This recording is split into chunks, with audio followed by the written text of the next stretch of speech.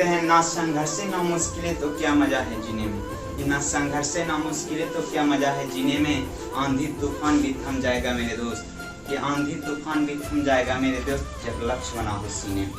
नमस्कार साथियों, आप सभी का स्वागत है आपका अपना परिवार, आपका अपना YouTube channel success point team. आशा है कि आप लोग बहुत ही अच्छे होंगे। आप सभी को सुप्रभात, गुड मॉर्निंग। उम्मीद करते हैं आप लोग बहुत ही बेहतर होंगे। चलिए, आज हमारे साथ जुड़ने के लिए आप सबों को बहुत सारा धन्यवाद। 2-3 रोज से क्लास नहीं हो पा रही थी, फिर से आज हमसे जुड़ने के लिए तहे दिल से धन्यवाद। चलिए, आज हम लोग का टॉपिक है बायोलॉजी का एक टॉपिक है जो कि बहुत ही मायने रखता है, नर्वस सिस्टम। आपको पता होगा नर्वस सिस्टम से किस तरह का क्वेश्चन आता है, भली भांति आपको ज्ञात होगा। वही टॉपिक आज हम लोग डिस्कस करेंगे ताकि उनसे रिलेटेड जो भी क्वेश्चन आए, चाहे कन्फ्यूजन आए, हम लोग को क्लियर हो जाए। बायोलॉजी का एक महत्वपूर्ण अंग है, एक टॉपिक है नर्वस सिस्टम, उसी को आज हम लोग देखेंगे। देखिए, आप लोग के बीच में ये चैनल हर एक दिन, लगभग प्रत्येक दिन कोई ना कोई अच्छा टॉपिक, अच्छा रिलेटेड, एग्जाम से रिलेटेड अच्छा टॉपिक वीडियो आपके सामने लाते रहा है और लाते रहेगा भी आगे। अगर आप इस चैनल पर अभी तक नए हैं, सब्सक्राइब नहीं किया, सब्सक्राइब कीजिए और दोस्तों के साथ भी शेयर कीजिए ताकि जल्द से जल्द हम लोग का बड़ा टीम का निर्माण हो पाए, बड़ा परिवार बन पाए। तो चलिए, समय को ज़्यादा वेस्ट ना करते हुए आज के टॉपिक की ओर चलते हैं। ये टॉपिक बहुत ही महत्वपूर्ण है फॉर एसएससी, रेलवे, बैंकिंग या अदर जो भी स्टेट लेवल एग्जाम है, इनसे रिलेटेड क्वेश्चन इन सभी एग्जाम में आते रहते हैं। स्टेट लेवल एग्जाम हो या फिर जो भी सेंट्रल लेवल एग्जाम हो, उनमें ये सभी क्वेश्चन आते रहते हैं इस टॉपिक से रिलेटेड। चलिए, इस टॉपिक को जब आज डिस्कस करेंगे, अभी डिस्कस करेंगे, तो आपको पता चल जाएगा इससे रिलेटेड कहाँ से क्वेश्चन आता है और किस तरह से आता है। और आपका जो भी कन्फ्यूजन इसमें अगर होगा, वो कन्फ्यूजन आपका क्लियर होना बंद हो जाएगा, क्योंकि इसकी नींव को आप आज समझ पाएंगे। तो चलिए, नर्वस सिस्टम स्टार्ट करते हैं, जो कि बायोलॉजी का अंग टॉपिक है। देखिए, तंत्रिका तंत्र, जिसे कि नर्वस सिस्टम बोलते हैं। देखिए, तंत्रिका कोशिकाओं से बना एक जाल है जो सोचने, समझने, याद रखने और इंट्रोडक्शन या मैसेज को शरीर के अन्य अंगों तक पहुंचाने में काम आता है। यह तंत्रिका कोशिकाओं से बना एक जाल है। देखिए, नर्वस सिस्टम जो है तंत्रिका कोशिकाओं से बना एक जाल है, यानी कि न्यूरॉन से बना एक जाल है, जो कि हमारे शरीर में इंट्रोडक्शन, जो कि मैसेज को पहुंचाने का काम करता है, शरीर के विभिन्न अंग तक, मस्तिष्क तक पहुंचाने का काम कौन करता है? ये तंत्रिका तंत्र करता है। शरीर के विभिन्न अंग तक जो मैसेज पहुंचाता है, जो भी प्रतिक्रिया हमारे शरीर में होती है, याद रखने की क्षमता जो भी होती है, और जो भी मैसेज रिएक्ट करता है हमारे शरीर, वो सभी का मैसेज कौन पहुंचाता है? तंत्रिका तंत्र। क्लियर? यह एक तंत्रिका कोशिकाओं से बना है जाल होता है। अगर पूछ दे कि नर्वस सिस्टम जो है, तंत्रिका कोशिका जो है, तंत्रिका तंत्र जो है वो किससे बना एक जाल है? तो तंत्रिका कोशिकाओं से बना एक जाल है। तंत्रिका तंत्र क्या है? तंत्रिका कोशिकाओं से एक बना जाल है, जो कि हमारे मैसेज को इंट्रोड्यूस करता है, हमारे शरीर तक पहुंचाता है। जो भी हमारे शरीर में मैसेज आता है, उनके बारे में जानकारी कौन देता है? तंत्रिका तंत्र देता है। क्लियर? देखिए, नर्वस सिस्टम जो होता है, तंत्रिका तंत्र जो होता है, जो बना होता है, वो किस चीज का बना था, इसका भाग क्या क्या है? आखिर तंत्रिका तंत्र, नर्वस सिस्टम जो बना होता है, किन किन चीजों से बना होता है? देखिए, तंत्रिका तंत्र जो बना होता है वो पहला देखिए न्यूरॉन, तंत्रिका कोशिका, दूसरा ब्रेन, तीसरा मेरुरज्जु। इन तीनों को मिलकर तंत्रिका तंत्र का निर्माण होता है, नर्वस सिस्टम का निर्माण होता है। ये देखिए, न्यूरॉन हुआ तंत्रिका तंत्र, दूसरा ब्रेन जो कि मस्तिष्क हुआ, स्पाइनल कॉर्ड जो कि मेरुरज्जु हुआ। ये सभी भागों से मिलकर क्या बना होता है? तंत्रिका तंत्र। क्लियर? इन सभी भागों से, इन तीनों भागों से मिलकर बना होता है तंत्रिका तंत्र। देखिए, तंत्रिका कोशिका यह मस्तिष्क की आधारभूत इकाई है।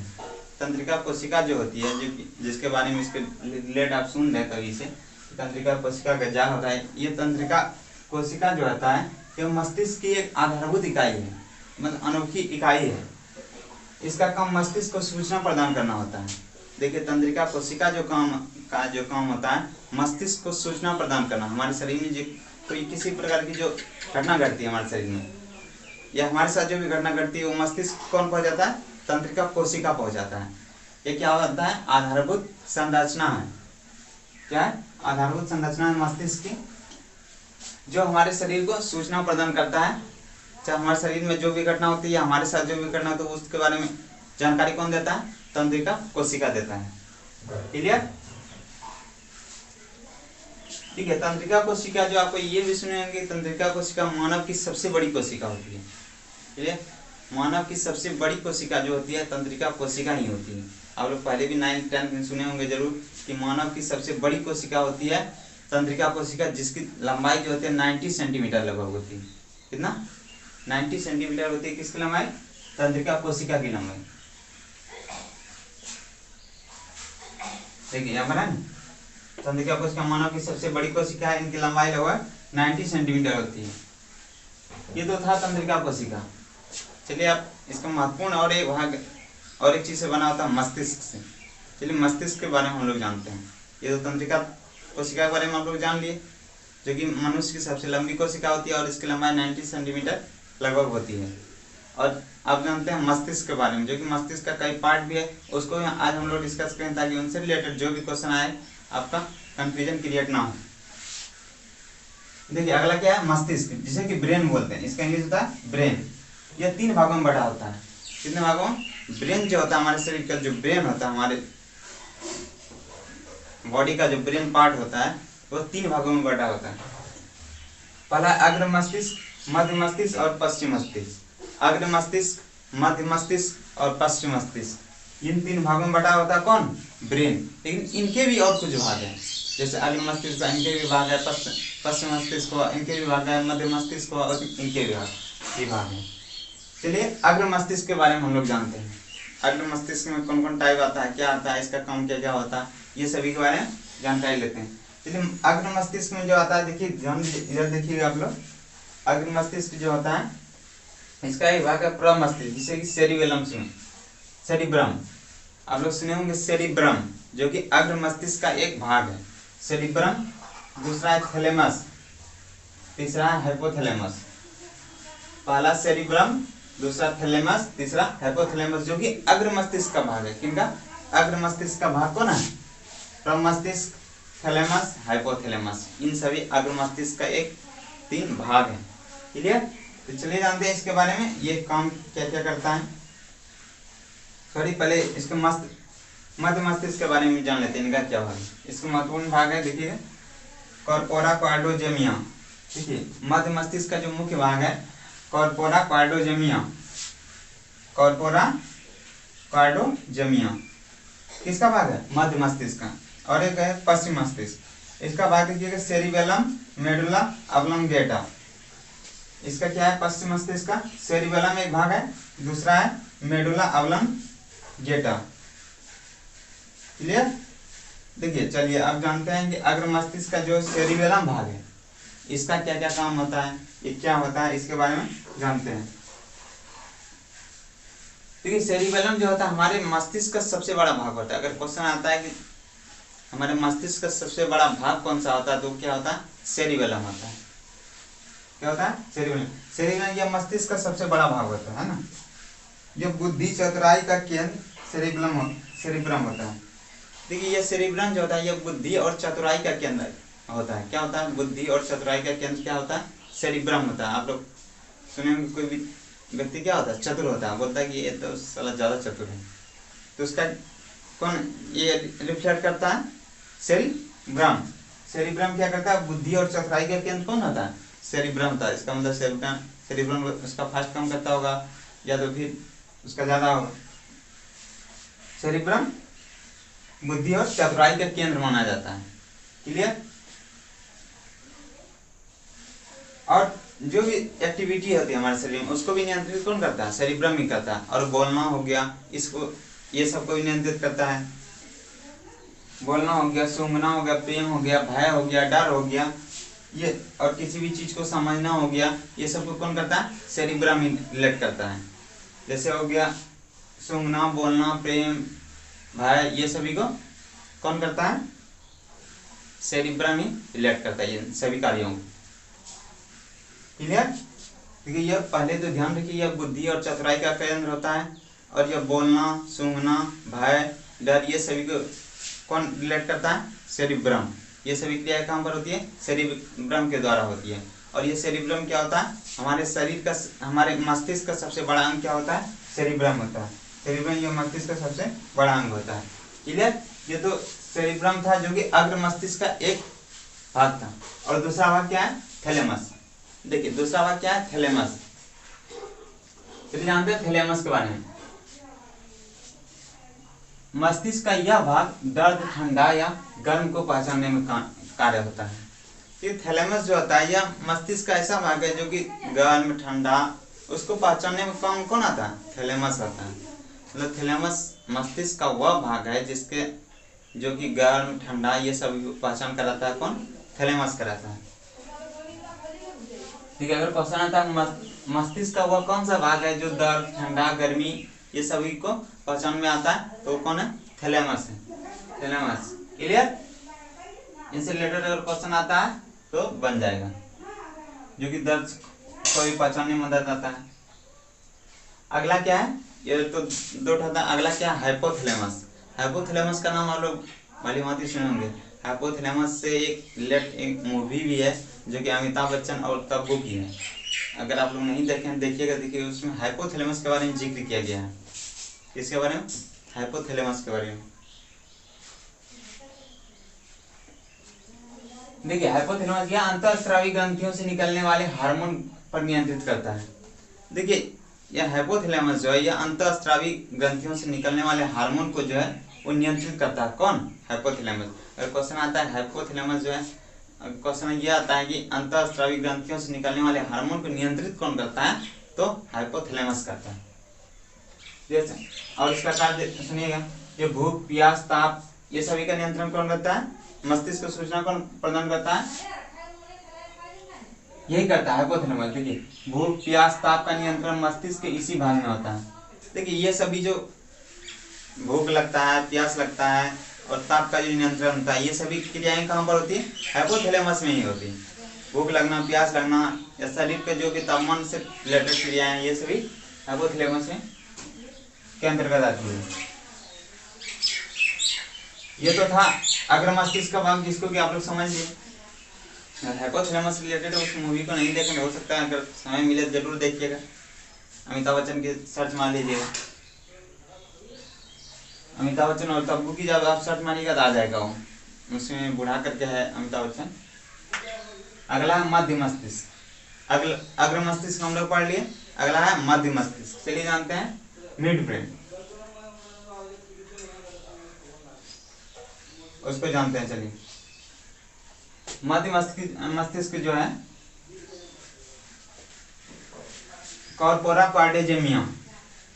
कॉर्पोरा क्वाड्रिजेमिया जो है यह मस्तिष्क का यह भाग देखने सुनने की शक्ति को नियंत्रित करता है।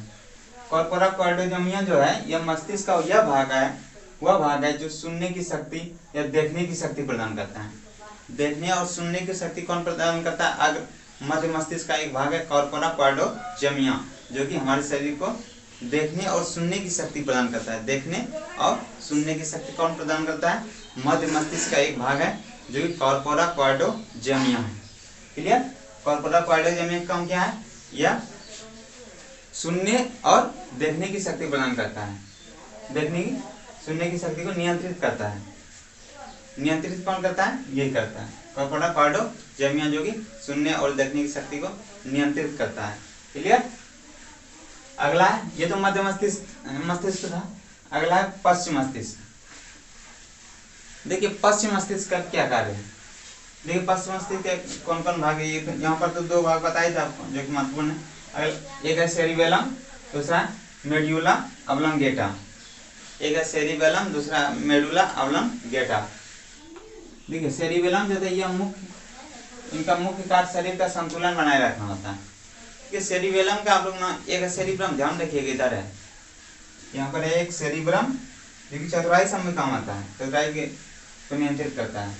और एक है सेरिबेलम जो कि पश्चिम मस्तिष्क का एक भाग है। लेकिन सेरिब्रम क्या था, अर्ध मस्तिष्क का एक भाग था, और सेरिबेलम पश्चिम मस्तिष्क का एक भाग है जो कि यह मुख्य कार्य जो इसका होता है, ये शरीर का संतुलन को बनाए रखता है। क्या बनाए रखता है, शरीर का जो संतुलन होता है उसको बनाए कौन रखता है, सेरिबेलम बनाए रखता है। इसको जीवन का पेड़ भी बोला जाता है, मतलब हमारे शरीर का जीवन का पेड़ किसको बोला जाता है, सेरिबेलम। इस तरह का भी क्वेश्चन आता है। इसका काम क्या है, मुख्य रूप से शरीर का संतुलन को बनाए रखना है। क्वेश्चन आता है शरीर का संतुलन को बनाए रखने का काम मुख्य रूप से किसका है, तो सेरिबेलम। क्लियर हो गया, इससे रिलेटेड तो नहीं होगा कंफ्यूजन। ध्यान रखिए सेरिबेलम और सेरिब्रम में केवल। सेरिबेलम क्या करता है, शरीर के को नियंत्रित करता है, शरीर के संतुलन को बनाए रखता है। ठीक है, आप जानते हैं मेड्यूला ऑब्लंगेटा। क्या है, मेड्यूला ऑब्लंगेटा पश्चिम मस्तिष्क का दूसरा भाग है। मेड्यूला ऑब्लंगेटा यह मस्तिष्क का सबसे पीछे का कार्य होता है। यह मस्तिष्क का सबसे पीछे का भाग होता है। सॉरी, यह मस्तिष्क का सबसे पीछे का भाग कौन होता है, मेड्यूला ऑब्लंगेटा। इसका मुख्य कार्य जो होता है हार्ट बीट को नियंत्रित करना। हार्ट बीट होता है उसको नियंत्रित कौन करता है, मेड्यूला ऑब्लंगेटा। यह मस्तिष्क का सबसे पीछे का भाग होता है। यह इसका मुख्य कार्य होता है हार्ट बीट को नियंत्रित करना, ब्लड प्रेशर को नियंत्रित करना। किसी का होता है ना ब्लड प्रेशर बढ़ जाता है या घट जाता है, उसको ब्लड प्रेशर को नियंत्रित कौन करता है, कंट्रोल कौन करता है, मेड्यूला ऑब्लंगेटा। मेड्यूला ऑब्लंगेटा क्या करता है, ब्लड प्रेशर को कंट्रोल करता है और हार्ट बीट को नियंत्रित करता है और श्वसन का नियंत्रण करता है। मतलब श्वसन का जो क्रिया होती है हमारे शरीर में, श्वसन का नियंत्रण कौन करता है, मेड्यूला ऑब्लंगेटा। ये तीन इनके मुख्य कार्य है जो कि ध्यान में रखिएगा। पहला हार्ट बीट नियंत्रण करना, दूसरा ब्लड प्रेशर नियंत्रण करना और श्वसन की क्रिया का नियंत्रण करना। ये तीन इनके मुख्य कार्य है। इनके मेड्यूला ऑब्लंगेटा जो कि पश्चिम मस्तिष्क का एक भाग है। क्लियर, इससे रिलेटेड अगर क्वेश्चन आता है तो आप लोग जवाब दे सकते हैं। अगर आपको अभी लग रहा है नहीं, कंफ्यूजन लग रहा है, तो वीडियो का आप दोबारा से स्टार्ट कीजिए और फिर से देखिए। हमें उम्मीद है कि आपको जरूर बेटर समझ में आएगा। ये तो मस्तिष्क का भाग है, इसको समझ लिया। देखिए नर्वस सिस्टम जो बना होता है न्यूरॉन, ब्रेन और स्पाइरल कोड से। ये तो तंत्रिका तंत्र के बारे में, तंत्रिका कोशिका के बारे में ऑलरेडी हम लोग शुरू में जाने। दूसरा मस्तिष्क के बारे में जाने। अब है स्पाइनल कॉर्ड, मेरुरज्जु। आप लोग जरूर नाम सुने होंगे मेरुरज्जु का, है कि नहीं। चलिए जानते हैं मेरुरज्जु के बारे में। देखिए यह मस्तिष्क का वह भाग होता है जो बैकबोन तक फैला होता है। यह मस्तिष्क का वह भाग होता है जो बैकबोन तक फैला होता है। अगर क्वेश्चन आता है कि मस्तिष्क का ऐसा कौन सा भाग है जो बैकबोन तक फैला हुआ रहता है, वह है मेरुरज्जु। क्लियर, क्योंकि मेरुरज्जु मस्तिष्क का वह भाग है जो बैकबोन तक फैला होता है। इसका मुख्य कार्य जो होता है रिफ्लेक्स एक्शन, प्रतिवर्ती का नियंत्रण करना। इसका देखिए मेरुरज्जु का जो मुख्य कार्य होता है रिफ्लेक्स एक्शन, प्रतिवर्ती क्रिया को नियंत्रित करना। देखिए अब ये प्रतिवर्ती क्रिया क्या होती है इसको समझते हैं थोड़ा सा। देखिए आंख में कीड़ा गिरने पर आंख खुद में ही बंद हो जाना। क्योंकि आप लोग ध्यान में याद करिएगा जरूर कि आंख में जब भी आपके आंख में कीड़ा अगर पड़ता है तो आंख ऑटोमेटिक क्या होता है, बंद हो जाता है। जैसे ऐसे करके हम लोग को निकालना पड़ता है, ऑटोमेटिक क्या होता है, आंख बंद हो जाता है। ये किसके द्वारा होता है, इसी की वजह से होता है, मेरुरज्जु की वजह से। इसका देखिए है ना, यहाँ पर प्रतिवर्ती क्रिया होता है। इसके नियंत्रण, प्रतिवर्ती क्रिया को नियंत्रित करना, जो कि मान चलिए आंख में कीड़ा घुसा तो आंख ऑटोमेटिक तुरंत बंद हो जाता है। और ऐसे करके हम लोग को जो भी कीड़ा रहता है निकालना पड़ता है, आंख ऑटोमेटिक बंद कौन करता है, यही मेरुरज्जु की वजह से होता है। इसको कंट्रोल कौन करता है, नियंत्रण कौन करता है, यही मेरुरज्जु करता है, जो कि हमारे नर्वस सिस्टम का एक भाग है, अंग है। ये तो था मेरुरज्जु के बारे में। ये तो जानिए मेरुरज्जु का यही मुख्य कार्य था। बाकी एक महत्वपूर्ण और एक भाग थोड़ा सा है, इसको ध्यान दीजिएगा। कभी कभी क्वेश्चन आता है मस्तिष्क का वजन कितना होता है। बहुत ही कॉम्प्लिकेटेड क्वेश्चन है। मस्तिष्क का वजन कितना होता है। मस्तिष्क का वजन जो होता है 1400 ग्राम होता है। कितना होता है, 1400 ग्राम। कितना किसका वजन होता है, मस्तिष्क का वजन होता है। मस्तिष्क का वजन 1400 ग्राम होता है। ये क्वेश्चन अगर आता है तो आप लोग जवाब आसानी से दे सकते हैं। और एक है, जन्म के बाद मानव की तंत्रिका उत्तक में कोई विभाजन नहीं होता है। ठीक है, जन्म के बाद जो मानव का जो तंत्रिका उत्तक है उसमें कोई भी विभाजन नहीं होता है। क्वेश्चन आता है कि जन्म होने के बाद मानव का तंत्रिका उत्तक में विभाजन होता है, तो उसका तंत्रिका उत्तक में कोई विभाजन नहीं होता जन्म होने के बाद। ये तो आज का टॉपिक था बायोलॉजी का, जो कि महत्वपूर्ण अंग था, जो कि आपके साथ हम डिस्कस ऑलरेडी कर चुके हैं। अगर आपको अभी भी लग रहा है नहीं, हो सकता परेशानी इसमें लग रहा है, तो वीडियो को दोबारा से स्टार्ट करके फिर से देखिए। और हमें यह पूर्ण विश्वास है कि आपको इनसे रिलेटेड जो भी क्वेश्चन आएगा आपको परेशानी नहीं होगी, क्योंकि इसमें हर एक वो डिटेल बताया गया है जिनसे रिलेटेड क्वेश्चन आते हैं, चाहे SSC, railway, banking, other state level जो भी एग्जाम हो। जल्दी कि अच्छे हायर लेवल एग्जाम में भी ये सब क्वेश्चन आ जाते हैं। तो चलिए, हमें आशा है कि आपको ये टॉपिक बेहतर समझ में आया होगा। आपको क्लास हमारा दिया हुआ कैसा लगता है हमें कमेंट करके ज़रूर बताइए, ताकि हम और ज़्यादा से ज़्यादा बेटर आपके समीप ला सकें। बाकी thank you, all the best. Light भी चलेगी, बाकी फिर मिलते हैं आपसे। अभी के लिए इतना ही, जय हिंद।